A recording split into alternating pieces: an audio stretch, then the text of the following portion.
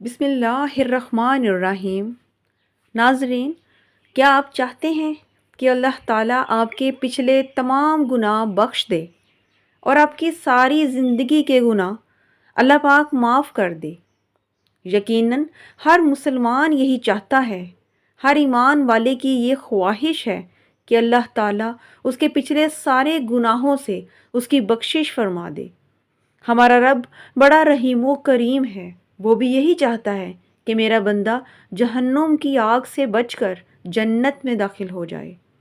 آپ یہ دیکھیں کہ ہم پر اللہ کا کتنا کرم ہے کہ اللہ نے ہم جیسوں کو نبی پاک صلی اللہ علیہ وآلہ وسلم کی امت بنایا اور ان کی امت کو رمضان المبارک کا مہینہ عطا فرمایا۔ اور رمضان کی فضیلت کے بارے میں تو آپ جانتے ہی ہیں کہ ہمارے چھوٹے سے چھوٹے عمل پر بھی ہمیں ڈھیروں ثواب ملتا ہے۔ اور اگر آپ اس رمضان میں یہ 4 رکعت نماز پڑھ لیتے ہیں تو پھر آپ جیسے ہی سلام پھیرتے ہیں، آپ کی پچھلی زندگی کے گناہ چاہے جتنے بھی زیادہ ہوں، اللہ تعالیٰ چھوٹے بڑے تمام گناہ معاف فرما دیتا ہے۔ وہ نماز کون سی ہے اور اس کو پڑھنے کا طریقہ کار کیا ہے؟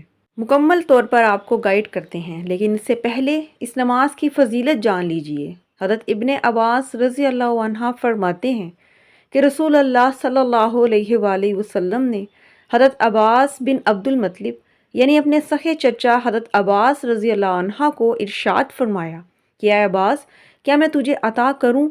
کیا میں تجھ پر احسان کروں؟ اور کیا تجھے ایک ایسا کام بتاؤں جب تو کرے گا تو اللہ تعالیٰ تیرے گناہ بخش دے گا؟ فرمایا کہ وہ پہلا گناہ ہو، آخری ہو، پرانا ہو یا جان بوجھ کر کیا ہو، یا پھر ایسا گناہ جو چھپ کر کیا گیا ہو، اللہ پاک تمہارے تمام گناہ بخش دے گا۔ بس صرف یہ 4 رکعت نماز پڑھ لو۔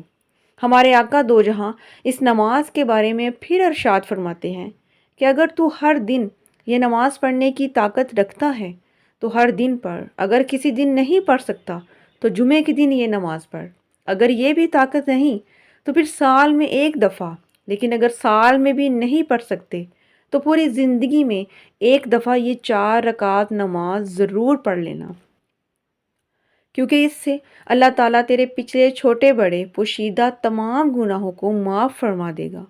اب آپ کو بتاتے ہیں کہ یہ کون سی نماز ہے۔ تو ناظرین، یہ تسبیح کی نماز ہے، یعنی صلاۃ تسبیح۔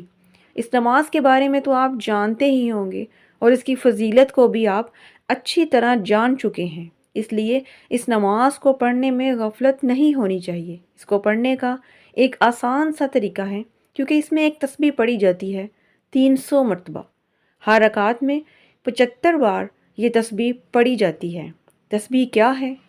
سبحان اللہ والحمد للہ ولا الہ الا اللہ واللہ اکبر۔